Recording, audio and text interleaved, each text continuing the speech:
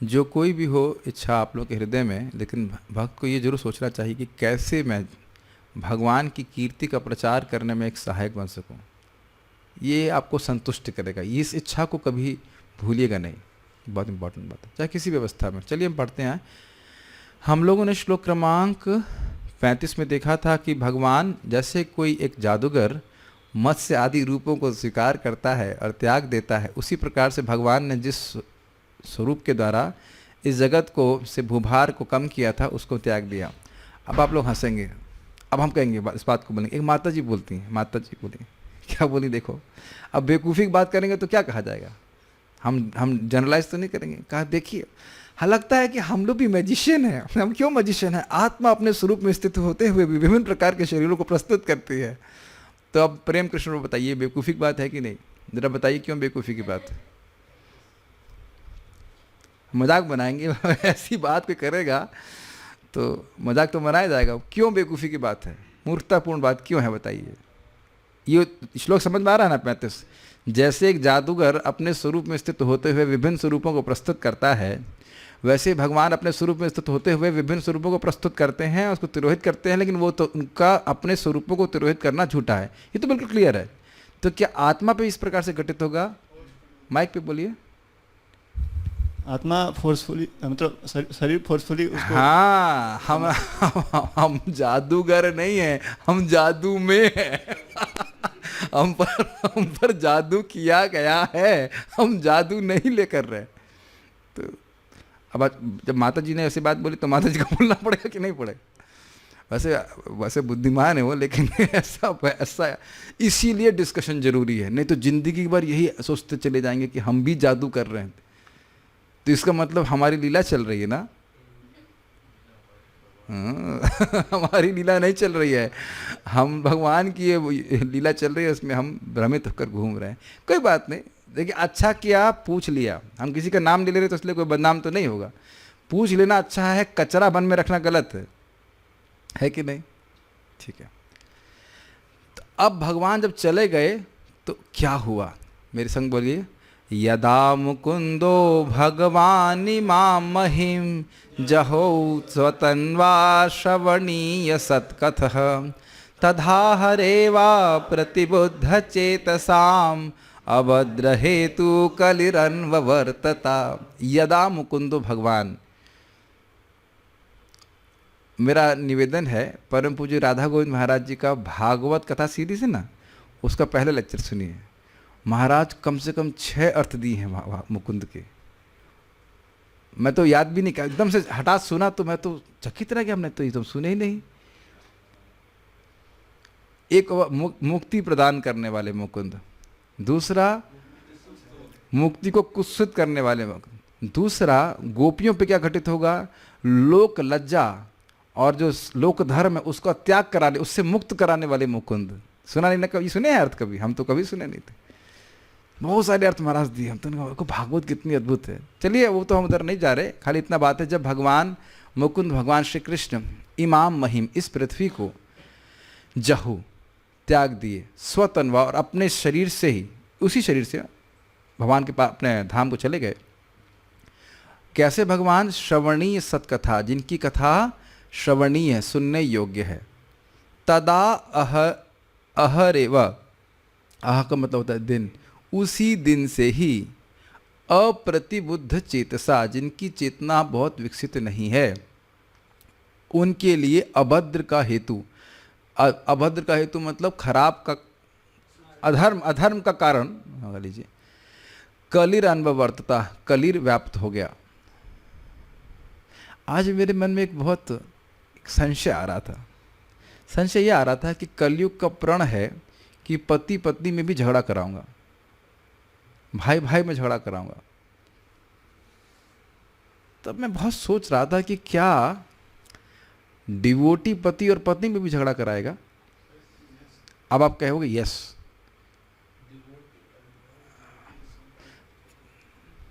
प्रश्न अब दिख रहे हैं ना, प्रश्न बहुत सिंपल लग रहा है, लेकिन प्रश्न सिंपल नहीं है। क्या भक्तों में भी झगड़ा कराएगा? पति पत्नी हो या भाई भाई हो, भक्तों में भी झगड़ा कराएगा। तो इस श्लोक से क्या सीख रहे हैं आप बताइए? बहुत ध्यान से सुनिएगा। कली उन लोगों को लिए अभद्र का हेतु है, झगड़े का हेतु है, परेशानी का हेतु है जो अभद्र अप्रतिबुद्ध चेतसा, जिनकी चेतना अप्रतिबुद्ध है। अब वो चाहे पति पत्नी हो, चाहे भाई हो, चाहे कोई समाज हो। कुछ क्लियर समझ में आ रहा है? समझ में आ रहा है ना बात? तो भगवान की कथा में लगेंगे, श्रवणीय सत्कथा कि उसमें बोला भी गया था कि कथा ही लोगों को मुक्त कर देती है। आपको अगर याद हो टीका में, भगवान की कथा ही मुक्त कर देती है, इसीलिए श्रवणीय कहा गया था। तो क्या फिर प्रश्न बन गया कि भाई कथा सुनेंगे कैसे? कली आ चुका है। तो कहते हैं कि अप्रतिबुद्ध चेत, जिन लोगों की चेतना विकसित है वह विचार करके वो भगवान की कथा सुनेंगे और झगड़ा नहीं करेंगे। ये हमको एक गृहस्थ भक्त बोले, जब पहले तो कथा में नहीं आते थे, दोनों इनिशिएटेड डिवोटी हैं, लेकिन कहते थे पत्नी झगड़ा करती थी। और जब कथा में आने लगे, जब करने लगे, जब तो कर ही रहे थे, कथा वगैरह में आने लगे तो कहते अब शांत हो गई है। एक और प्रभु जी ने बताया, वो जब क्यों करने शुरू किए, बड़ा रुचिकर है, बहुत ही मजेदार। माता जी पहले भी भक्ति करती थी, थोड़ा गंभीरता से नहीं करती थी रियली। और जब वो थोड़ा जूम पे गंभीरता से आके जब करने लगे तो प्रभु जी को ये आश्चर्य हुआ कि 1 हफ्ता हो गया है इसने परचेज का कोई बिल नहीं दिया अब तक। नहीं तो हर दिन बोलती थी ये लाओ, वो लाओ, ये करो। तो अब जो लाओ का बात था, वो पत्नी तो वही है, लेकिन अब नहीं मांग रही, इसका मतलब क्या हुआ? कोई शब्द याद आ रहा है आपको? शब्द है ग्लानि। ग्लानि का निराकरण हो गया। भक्ति नहीं करेंगे तो मन बोलता ही रहेगा ये चाहिए, वो चाहिए, ये चाहिए। और इस प्रकार का अभाव जो अनुभव करेगा ना, वो चिक चिक करेगा ही, झगड़ा करेगा ही। और जो व्यक्ति तृप्त है वो कभी झगड़ा करता है। तृप्त लोग जो एकदम खुश हैं, प्रसन्न है, वो झगड़ा करते हैं कभी। ये बहुत बड़ा सूत्र, चाहे गृहस्थी में हो, चाहे ब्रह्मचारी हो, चाहे कहीं पे भी हो। कली अनवर्तता, कली सब जगह व्याप्त हो रहा है। अगर कृष्ण कथा कर रहे हैं, कृष्ण का नाम उच्चारण कर रहे हैं, तो कली को प्रभावित नहीं करेगा। इसलिए यहाँ पे लिखा हुआ है अप्रतिबुद्ध चेतसा। आप लोगों को कैसा लगता है, क्लास के बाद कभी झगड़ा करने का मन करता है? आप देखेंगे प्रैक्टिकली कि कथा सुनने के बाद मन बड़ा प्रसन्न हो जाता है और व्यक्ति किसी झगड़ा नहीं करना चाहता। हो जाए तो बड़ा दुखी हो जाता है, अगर ये जस्ट कथा सुन के और अभी तुम क्या बात कर रहे हो। आपने प्रत्यक्ष प्रभाव देखा है ना, शोक मोह भयापह। तो यहाँ बड़ा स्पष्ट बात है कि जो अप्रतिबुद्ध चेतसा है, जिनकी चित्त भगवान की कथा में नहीं लगा है, उनको जरूर प्रभावित करेगा। ओके, तो जो आपने बोला डिवोटी पति पत्नी में झगड़ा होता है, तो उसका कारण यही, किसी में भी झगड़ा होता है तो कारण क्या है? कली के द्वारा प्रभावित है। और अगर आप डीपली जाएं उसमें तो झगड़े का कोई कारण नहीं होता है। आप अभी रिसेंटली कभी भी कहीं झगड़ा होगा तब देखेंगे झगड़े का कोई कारण नहीं था। मैं यहाँ व्यक्तिगत रूप से बता रहा हूँ, हमारा यहाँ पे गौशाला में दूसरे की प्रॉपर्टी में हमारी खिड़की खुली हुई थी और उस पर झगड़ा चल रहा था, ये वो बड़ा परेशान, हमको बहुत परेशान कर रहे थे। हमने कहा आपको खिड़की बंद करनी है, बंद कर दीजिए, simple solution is it not? आपकी प्रॉपर्टी हमारी खिड़की मतलब खुल रही है, ये तो सही नहीं है, बंद कर दीजिए। And is happy, is it not? और अमेजिंग बात है, जब उनका रिक्वेस्ट किया हमें ऊपर वाली खिड़की खोल सकते, कहते हाँ। सी भाई, आप झगड़ा तो तब करेंगे ना जब मैं करूंगा आपसे झगड़ा, या ऐसे झगड़ा करते रहेंगे? सोल्यूशन बहुत सिंपल था ना। और इसके बीच में वकील पैसा खा रहे थे। बस अभी आप रुक जाइए, बस अभी हम जीत लेंगे, बस अभी जीत लेंगे। हमने कहा हम हारना चाहते हैं। हमने कहा मैं तो प्रार्थना कर रहा हूं कि हम हार जाए, खत्म करो एक केस, हमारी बिल्डिंग गिर जाती उस चक्कर में। तो मैं तो कहीं कहीं हर जगह मैं देख रहा हूं, मुझे तो दिखाई पड़ता कि युद्ध झगड़ा करने का कोई कारण नहीं है, लेकिन कली के कारण प्रभावित होने के कारण व्यक्ति ऐसा करता है। क्या आप लोग उसको देख पा रहे हैं? हमें एक बार हम प्रचार करने के लिए भरतपुर जा रहे थे, यही रास्ते में हमारा ड्राइवर बता रहा था कि 2 भाई का खेत दिखाया, वो 1 फीट के लिए झगड़ा किए, दोनों दूसरे गोली मार दिए, दोनों मर गए। अब ये बताइए कौन भूमि साथ में लेके गया? दिस इज स्टूपिडिटी है कि नहीं? ये स्थिति है। तो यहाँ पे दिखा रहे हैं कलयुग उन लोगों को प्रभावित कर रहा था जो अप्रतिबुद्ध चेतसा, जिनकी चेतना विकसित नहीं है। ओके, अब युधिष्ठिर महाराज ने इसको सुन करके क्या किया, वो बोल रहे हैं युधिष्ठिरस्तत्परिसर्पणम, नहीं ऐसे ही कहेंगे ना, युधिष्ठिरस्तत्परिसर्पणम बुधा पुरे च राष्ट्रे च गृहे तथात्मनि विभाव्य लोभा नृतजिम हिंसनाद अधर्म चक्रम गमनाय पर्यधात। तो युधिष्ठिर महाराज ने देखा, क्या देखा? युधिष्ठिरस् तद परिसर्पणम। युधिष्ठिर महाराज ने तत् अर्थात उस कलयुग के परिसर्पण मतलब उसके विस्तार को देखा। वो कैसे देख पाए? बाकी लोग तो नहीं देख पा रहे। तो कह रहे हैं बुधा, वह अत्यंत बुद्धिमान थे। कहाँ देखा? पुरे अर्थात पुरे मतलब राजधानी में, राष्ट्रीय मतलब देश में देखा, और गृह मतलब घर में देखा, तथा आत्मनि लोगों मतलब लोगों के व्यक्तित्व में देखा। क्या देखा? विभाव्य का मतलब होता है देखा। क्या देखा? लोभ, स्पष्ट है, ग्रीड। अनृता, अनृता मतलब झूठ। जिम्ह मतलब धोखाधड़ी, कूटनीति, डिप्लोमेसी। हिंसा, हिंसानादि, हिंसा आदि मतलब और भी बहुत सारी चीज़ें। अधर्म चक्रम, अधर्म का बेसिकली अधर्म को देखा। और गमनाय पर्यधात, जब ये देखा तो गमन करने के लिए, राज को छोड़ने के लिए पर्यधात, परिधान यानी वस्त्र धारण कर लिए। जीन्स पैंट नहीं जीन्स पैंट और गॉगल नहीं, समझ रहे हैं? जैसे लोग यहाँ ट्रैवल करने जाते हैं ना, इस प्रकार से, उस प्रकार से नहीं, अपितु वल्कल आदि धारण किए। उसका वर्णन अभी आप आगे सुनने वाले हो। तो ये भी आश्रम है वानप्रस्थ। जब भी स्वीकार करने की चाहो। सराट पौत्रम विनियनम आत्मनः सुसमम गुणाई तो यनिव्याह पतिम भूमेर अभ्यसिंचद गजाह्वये। देखिए, घर से अब निवृत्त होने का उनका मौका है, लेकिन ही इज नॉट इररिस्पॉन्सिबल। राज्य के प्रति क्या कहेंगे, उत्तरदायी नहीं है। तो इन्होंने क्या किया? स्वराट पौत्रम विनियनम। स्वराट का मतलब हो गया नहीं, स्वराट थे युधिष्ठिर महाराज, सम्राट। सम्राट युधिष्ठिर ने पौत्रम विनियम, पौत्र अर्थात अपने पोते परीक्षित महाराज को विनियनम, जो कि राजा के रूप में अच्छी प्रकार से, भली प्रकार से प्रशिक्षित थे। आत्मनः सुसमम गुणैः, और गुणों में तो सम्यक रूप से उनके ही समान थे। अब युधिष्ठिर महाराज के समान थे तो अब और कुछ कहने की जरूरत ही नहीं है। तो ये निव्या पतिम भूमिर, वह भूमि जिसकी जो जल रूपी कमर के धागे से बंधी हुई थी। कहने का अर्थ है कि वह भूमि जिसके चारों ओर जल था, उसके पति के रूप में अभ्यसिंचत। अभ्यसिंचत का मतलब उनको अभिषिक्त कर दिया। कहाँ किया? गजाह्वये, जिस स्थान का नाम हाथियों के नाम से बोला जाता है, हस्तिनापुर में उनको अभिषिक्त कर दिया। कहने का अर्थ है कि हस्तिनापुर में अपने ही समान गुणों वाले और पूर्ण रूप से प्रशिक्षित परीक्षित महाराज को उन्होंने अभिषिक्त कर दिया। तैयार हो गए निकलने के लिए, लेकिन ऐसा नहीं कि चले गए और अब कहा तुम संभालो जो संभालना है, ऐसा नहीं है। Very responsible. देखिए, हम पहले भी चर्चा कर चुके हैं कि जो राजा था वह कभी भी राज्य का भोक्ता अपने को नहीं मानता था। क्या मानता था? मैं सेवक हूँ भगवान का, और मेरा ये इस राज्य को भगवान की इच्छा के अनुसार चलाना ये मेरी सेवा है। क्लियर है?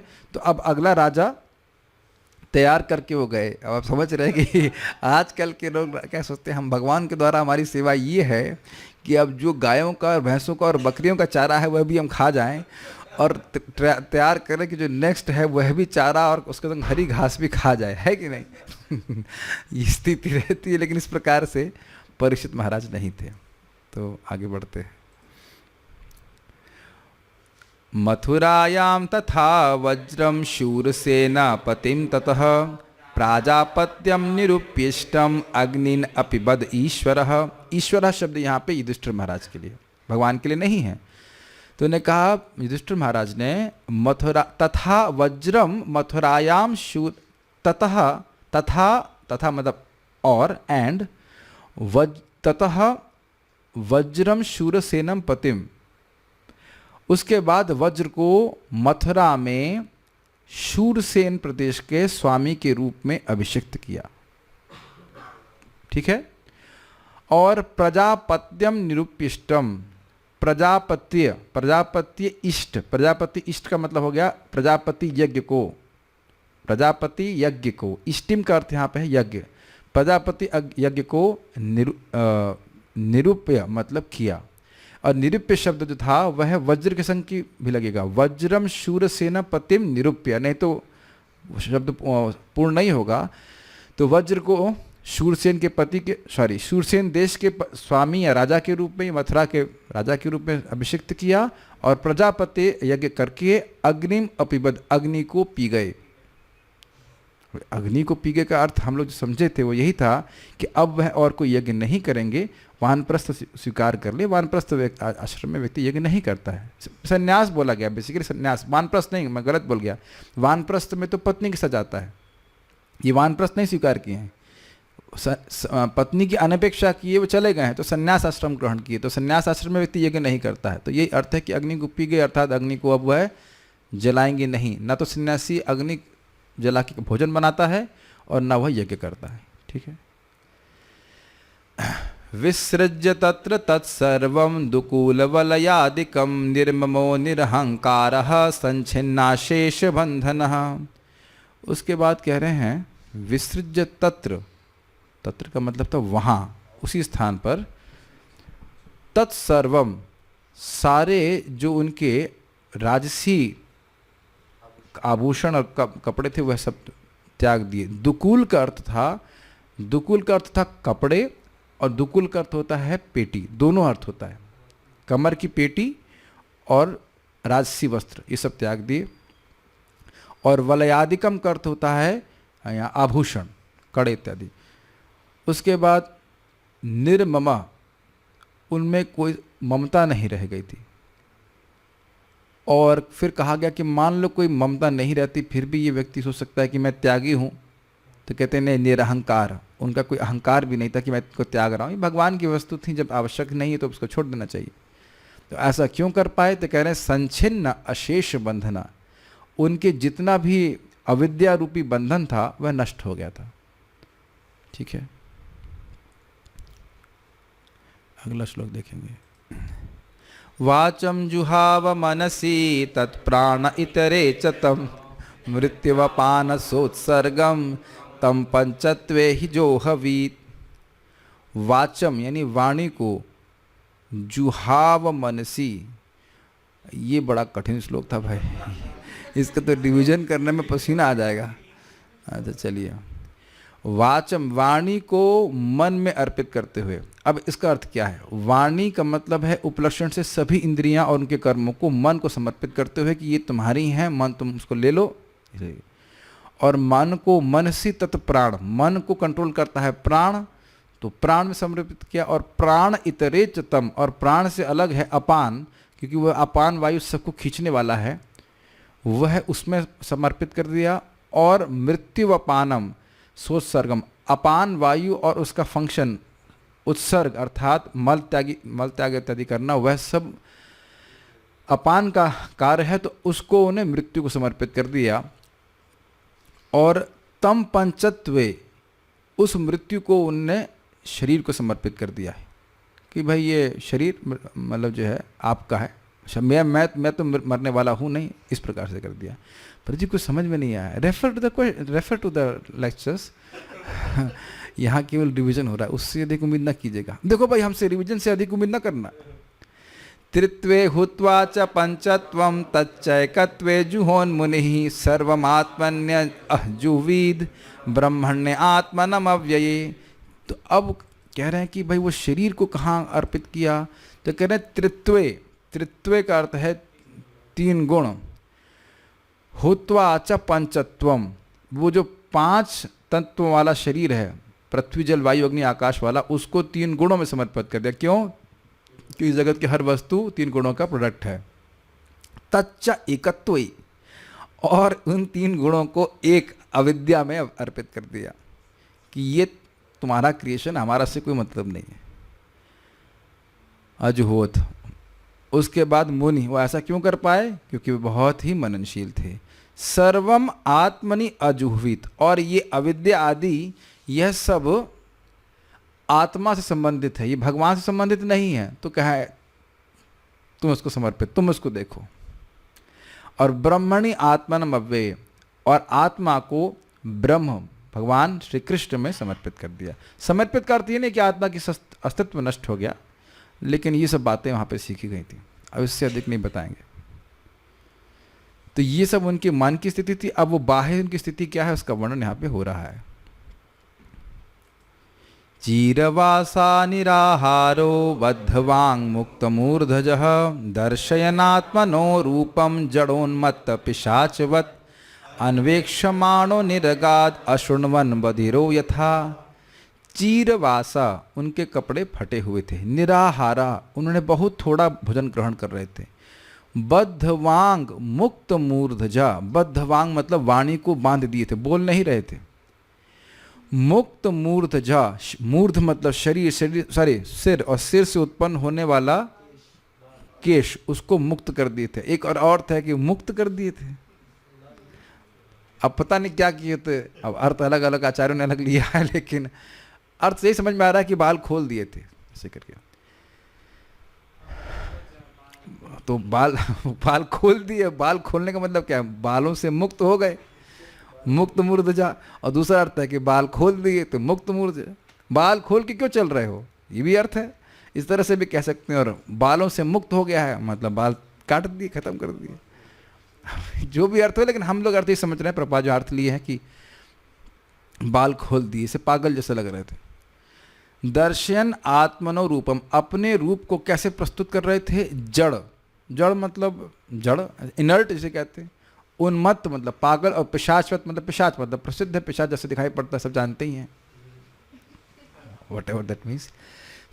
अनवेक्षमाणो, अब वह अपने भाइयों की अपेक्षा नहीं कर रहे थे कि पूछे पानी पिएंगे क्या, कुछ खाएंगे क्या, ना। और निरगाद, चले गए। कैसे चले गए? तो कहते हैं अशृण्वन बधिरो यथा।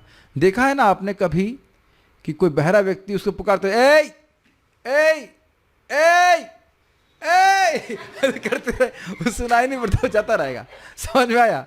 उस प्रकार से भैया कहाँ जा रहे हैं, भैया, भैया को सुन नहीं रहे। समझ में आ गया? समझ आ रहा? इस प्रकार से वह है अशृण्वन बधिरो यथा। देखिए दृष्टांत थोड़ा समझ में आएगा तब आपको लगा कि हो क्या रहा है वहाँ पे, इसलिए हमने इस प्रकार से थोड़ा ड्रामा किया।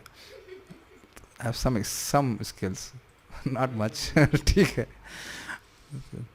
लेकिन हुआ यही था।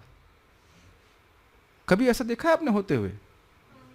होता है कभी कभी लोग से, आपने देखा नहीं, कभी कभी ऐसे होता है जो लोग भूत से प्रभावित हो जाते हैं ना, बिल्कुल वो ऐसे ही करते हैं। मैंने तो देखा है, मैंने देखा इस प्रकार से। मैंने एक, हमारे रिश्तेदार थे, उन पे वाकई भूत आ गया था और मेरे सामने आकर के ऐसे देख रहे मेरे को ऊपर। डर लग रहा है, मैं ड्रामा कर रहा हूँ, डर लग रहा है। मैं पूछ रहा हूँ कौन हो, क्या हो, हमारा बड़ा घनिष्ठ संबंध है। मेरे कुछ सुन ही नहीं रहे ऐसे कर।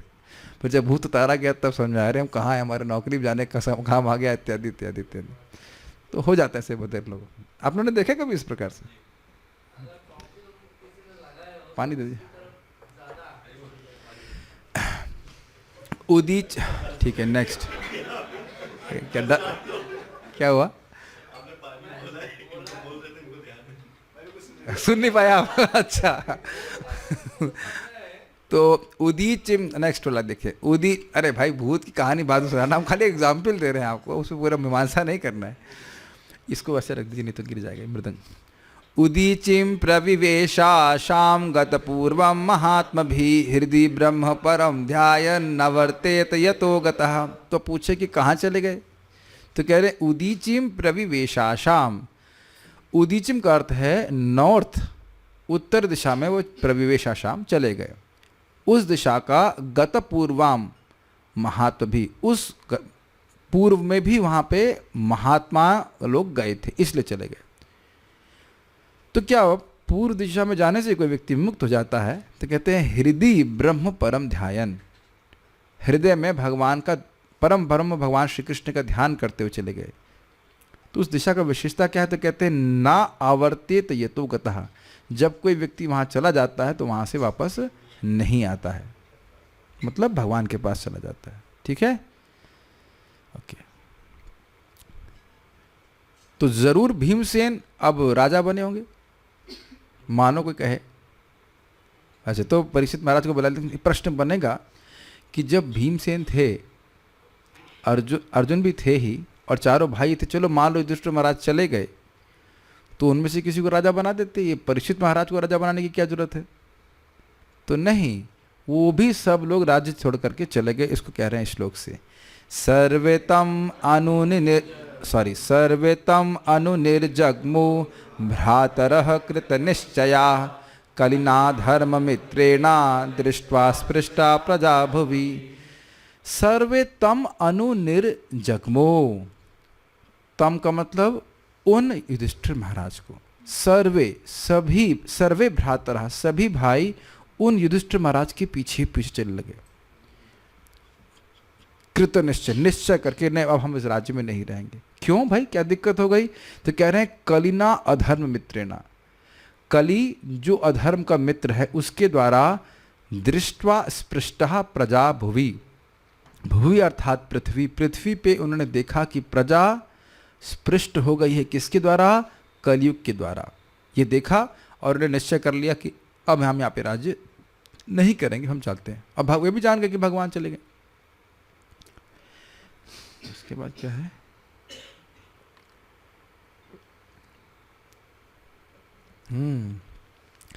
अब कोई प्रश्न कर सकता है कि भाई वो इस प्रकार से क्यों चले गए, उनके पास तो हर प्रकार की संपदा थी। तो इस प्रकार का निर्णय जवानी में ले लेना कि नहीं, जगत में कुछ नहीं है, असार है जगत, और भगवान के चरण कमल ही एकमात्र आश्रय हैं, यह श्लोक समझाता है। क्यों ले पाए? ते साधु, मतलब यहाँ पे ते का अर्थ सारे पांचों पांडव थे। ते साधुकृत सर्वार्था ज्ञात्वान्तन्तिकमात्मनः मनसा धारयामासु वैकुंठ चरणाम्बुजम। बहुत सुंदर श्लोक है। तो कह रहे हैं ते साधुकृत सर्वार्था, उन पांचों पांडवों ने, ध्यान दीजिएगा चारों की बात नहीं हो रही, पांचों की बात हो रही है। युधिष्ठिर महाराज से लेकर सभी लोग गए, तो कह रहे हैं सभी पांचों पांडव ने सारे धर्म अर्थ काम और मोक्ष भी उसको अधिगत कर लिया था, उसको वशीकृत कर लिया था, उसको अच्छे से संपन्न कर लिया था। उसके बहुत सारे अर्थ लिए गए थे। एक अर्थ है कि उसके बाद भी समझ गए कि इनमें कोई दम नहीं है, इनका कोई अंत नहीं है, तो समझ गए ज्ञात्वा आत्यंतिकम आत्मना, आत्मा का आत्यंतिक चरम लक्ष्य जान करके। क्या जान गए? कि वैकुंठ चरणाम्बुजम, भगवान श्री कृष्ण का चरणाम्बुज, भगवान कृष्ण का चरण कमल ही आत्मा का परम लक्ष्य है। ये समझ करके मनसा धारयामासु, मन में उसको धारण किया, मन को भगवान के चरण कमल में लगाया। देखिए कभी कभी लोग सोचते हैं कि केवल चरण का स्मरण कर रहे थे, ऐसा नहीं है, इसे उपलक्षण कहा जाएगा। चरण कमल कह रहे हैं तो अर्थात भगवान का मुख, भगवान की गुण रूप नाम सभी कुछ, ठीक है। और वहाँ बताया गया था कि मन में धारण करने का अर्थ है निरंतर नाम का स्मरण कर रहे थे भगवान के। अगला श्लोक देखते हैं। अब इस प्रकार का ध्यान जब भगवान का कर रहे थे, उसका प्रभाव क्या हुआ? तद्ध्यानोद्रिक्तया भक्त्या विशुद्धधिषणः परे तस्मिन्नारायण पदे एकांतमतयो गतिम। तद्ध्यान उद्रिक्तया, तद्ध्यान उस ध्यान से या भगवान के ध्यान से, उद्रिक्तया वर्धित, भक्त्या भक्ति के द्वारा, विशुद्ध धिषणा परे, परे भगवान श्री कृष्ण में जो परे हैं, जो परम हैं, जो प्रकृति के पार हैं, उनमें उनकी बुद्धि लग गई। कैसी बुद्धि थी? विशुद्ध धिषणा, जो बुद्धि अब ज्ञान कर्म और योग आदि के संदूषण से, कलमश से पूरी तरह मुक्त है। मतलब बुद्धि में समझ में आ गया कि भगवान की भक्ति ही परम साधन है, भगवान के चरण कमल ही परम लक्ष्य है। ये बहुत जरूरी है। कोई भक्त पूछ रहे थे ना, हमको तो पता है बात, हमें क्यों बार बार सुनना होता है? जितनी बार हम सुन रहे हैं उतनी बार हमारी बुद्धि शुद्ध हो रही। नहीं, वो शुद्ध बुद्धि वाले भक्त गए कहाँ? दिख नहीं रहे क्लास में। वाओ, आपकी उम्र तो बहुत लंबी है। Just is amazing, is it not? मुझे अभी तक आप याद भी नहीं आए थे, बस मैं जस्ट बोल ही रहा था कि शुद्ध बुद्धि वाले व्यक्ति कहाँ पहुंचे रहा। आपने सुन लिया क्या? आइए कोई बात, आइए, स्वागत है, हम डांट नहीं रहे हैं। It's amazing. हाँ, चलिए ठीक है।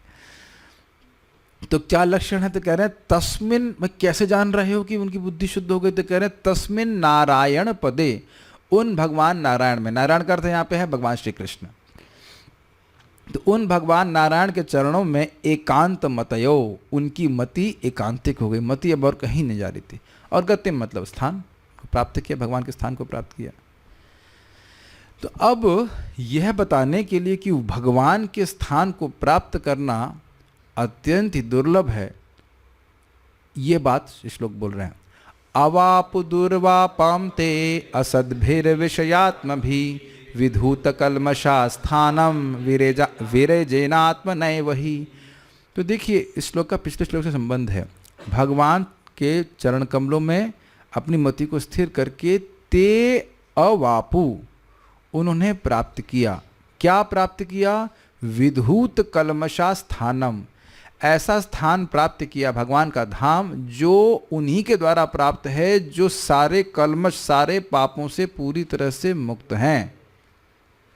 एक बात। दूसरा, वह स्थान दुर्वाप, प्राप्त करना बहुत कठिन है। किन के द्वारा? असद भी, जो अभक्त हैं। विषयात्म भी, भाई क्यों असत बोल रहे हो? जिनका मन भोगों में ही लगा हुआ है, उनके द्वारा वह स्थान प्राप्त करना अत्यंत कठिन है, नहीं प्राप्त हो सकता। और उसके बाद क्या कह रहे हैं? विरजेना आत्म नैव ही। विरजेना अर्थात गुणों से रहित दिव्य शरीर जो उनके थे, आत्मना मतलब शरीर, उसी शरीर से पांडवों ने भगवान का धाम प्राप्त किया, जो शरीर गुणों से रहित था। अर्थात सशरीर भगवान के पास चले गए, उनका शरीर चिन्मय था और उसी चिन्मय शरीर से भगवान के पास चले गए। और इसीलिए यहाँ पे एवा और ही शब्द का प्रयोग किया रहा है। ही मतलब इसमें संशय नहीं करना चाहिए, इसका महत्व है। क्यों? पांडवों के प्रयाण को इसी प्रकार से समझना है कि वह अपने आध्यात्मिक देह में भगवान के पास चले गए, उसका क्या फायदा होगा? हम भी उसी स्थान को पहुंचेंगे। कहाँ पहुंचेंगे उस स्थान को?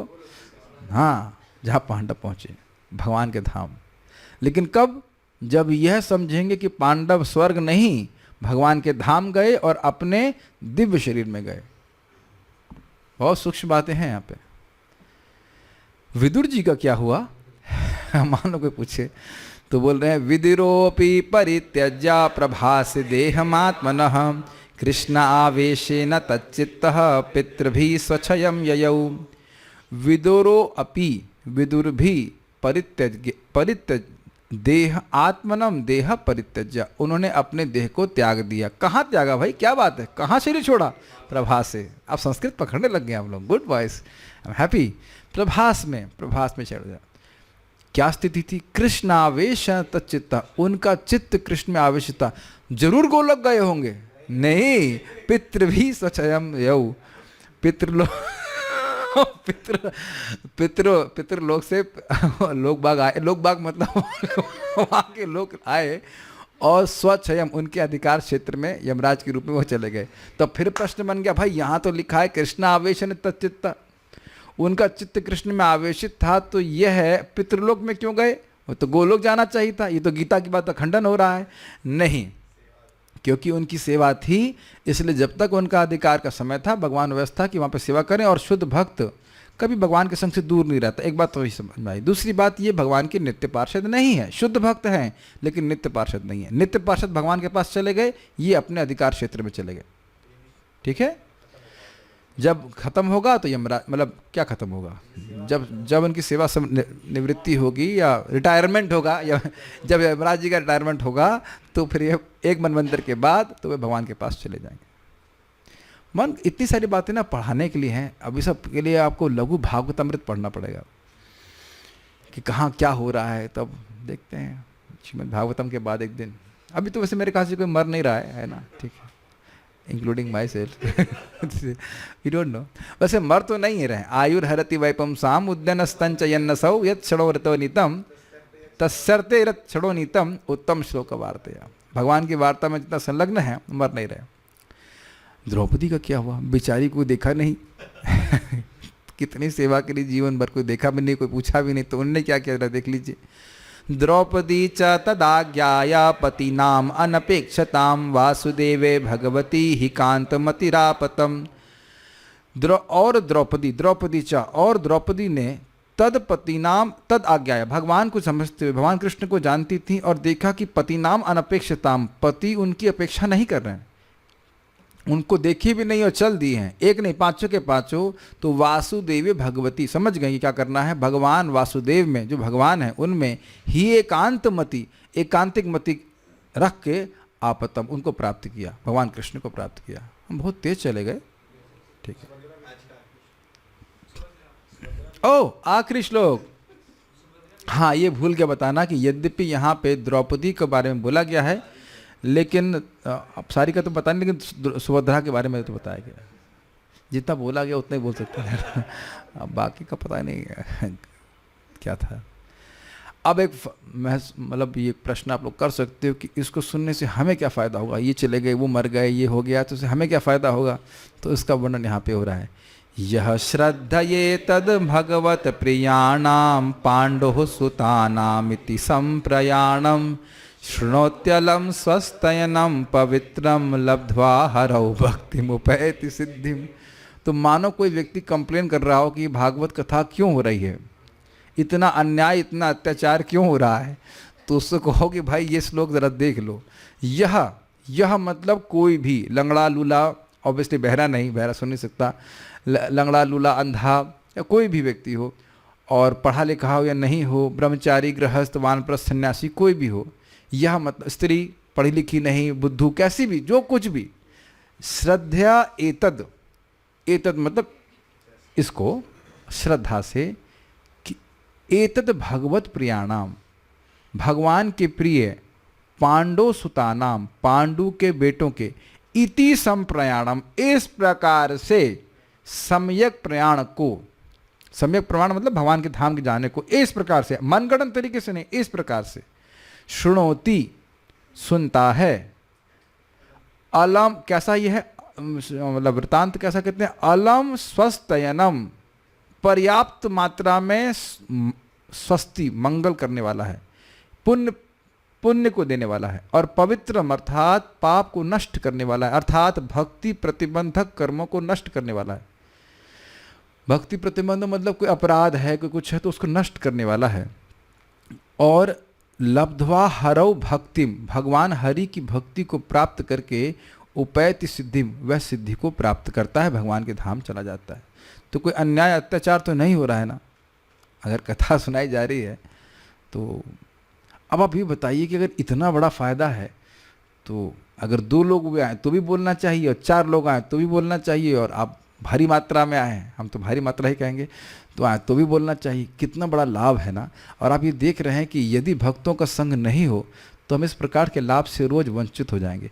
एक निवेदन ज़रूर है मेरे पास यहाँ पे सभी भक्तों के लिए, यहाँ पे शब्द है यह को दिमाग में घुसा लेना चाहिए। ये नहीं सोचना चाहिए कि हम गृहस्थी में हैं तो हम भगवान के बारे में कैसे सुनेंगे या क्या होगा, हमारा उद्धार होगा कि नहीं। देखिए स्पष्ट लिखा है, गृहस्थों के संप्रयाणों को सुन करके सभी का उद्धार होगा। मुझे मैं इसलिए बोल रहा हूँ कि कभी कभी ना गृहस्थी में ऐसी सेटिंग कर लेता है कि उसे कथा सुनने को बिल्कुल मौका ना मिले। मैं सब पे नहीं बोल रहा हूँ, लेकिन बहुत बार लोग ऐसा कर लेते हैं, हम तो गृहस्थी में हम तो सुन नहीं सकते, ये नहीं कर सकते, वो नहीं कर सकते।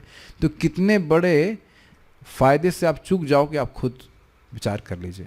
अब पॉइंट क्या है, विचार तभी करेगा जब सुनेगा, और जब नहीं सुनेगा तो कभी विचार नहीं करेगा कितने बड़े हम नुकसान से, कितने बड़े लाभ से हम वंचित अपने आप को रख रहे हैं। और बाकी दुनिया की बातें सुनेगा, न्यूज़ सुनते हैं, क्या क्या नहीं सुनते हैं, जो कि केवल कान में लाइक विष की तरह है।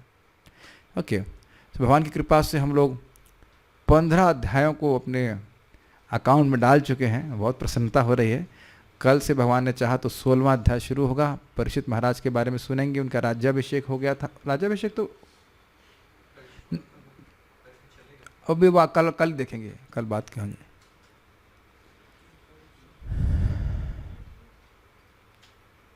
मनवंतर का मतलब क्या होता है? मनवंतर देखिए, ब्रह्मा जी के दिन में 14 मनवंतर होते हैं, और ब्रह्मा जी के दिन में 1000 चतुर्युग साइकिल होती हैं, सतयुग, त्रेता, द्वापर, कली। तो उसको अगर डिवाइड करें 1000 को 14 से तो 71 होता है मोटा मोटी, 71 मोटा मोटी। तो 71 चतुर्युग के समय को एक मनवंतर कहा जाता है। उस समय तक देवताओं की एक मिनिस्ट्री रहती है, एक इंद्र एक मनवंतर तक, यमराज जी एक मनवंतर तक, यम एक पोस्ट है, लेकिन जो उस पर देवता है वो एक मनवंतर तक रहता है। सभी पोस्ट, हाँ ठीक है। और तो कुछ नहीं है, ठीक है। Okay, so we shall stop here. Srila Prabhupada की जय, श्रीमद् भागवतम की जय, निताई गौर प्रेमानंदे। कल से हम लोग शाम को जब क्लास समाप्त करेंगे तो उसके बाद हम लोग अध्याय का पारायण करेंगे। नरसिंह कवच सुबह कर लेंगे। मैं नियम बता रहा हूँ कि हम लोग अब शाम को नरसिंह कवच नहीं करेंगे। जो लोग आलसी हैं, सुबह नहीं उठ पा रहे या सुबह 6:30 बजे तक स्नान नहीं कर पा रहे हैं, देख अपने समय से 8 बजे उठ करके नरसिंह कवच पढ़ सकते हैं। लेकिन हम लोग हमारा फिर देखिए हुआ क्या मेरे संग, मैं भागवत का पारायण नहीं कर रहा था तो मुझे रिवीजन करने में थोड़ी कठिनाई हुई थी। और जब मैं बार बार रिवीजन करा मतलब पारायण करता रहता तो मुझे अर्थ मेरे मन में रहते। मैंने इस बार नोटिस किया इस बात को। अब देख दे एक दूसरे में फंस गया था। कारण यही था कि जब मैं पढ़ा रहा होता हूँ तो अर्थ याद रहता है, और पारायण करता तो देखिए आप लोग को भी याद रहता था ना कि ये कल पढ़ाया था, ये कल पढ़ाया था। उसको हम जो है नेगलेक्ट नहीं करेंगे। कल से हम लोग पारायण ही करेंगे, ठीक है। और मैं एक बात और बोलना चाहता हूँ, मैं संस्कृत स्कॉलर नहीं है तो पता होगा ना आपको। तो जब मैं तैयार करता हूँ तो अर्थ समझ में आ जाता है उतने श्लोकों का। तो यानी कि मान लीजिए मैंने आपको 10 तक पढ़ाया तो 10 तक अर्थ मुझे आ जाता है डायरेक्ट, उसके बाद मुझको भी अर्थ नहीं पता होता है। तो आप लोग ये मन में मत सोचना कि प्रभु जी को सारे अर्थ समझ में आ रहे होंगे और हमें अर्थ नहीं समझ में आ रहे तो उसके पारायण करने से हमें क्या फ़ायदा। कभी कभी मन लोगों के मन में डाउट रहता है कि श्लोक का अर्थ हमको समझ में नहीं आ रहा है, हम बोल रहे हैं तो क्या फ़ायदा होता है ना, मन में आ जाता है ना संशय। उससे कोई मतलब नहीं, वो है आपको पवित्र करने वाला है, शुद्ध करने वाला है। और जैसे जैसे हम लोग श्लोक डिस्कस करते जाएंगे उसके रिविजन करने से आपको सुविधा हो। Okay, Hare Krishna. So shall stop here.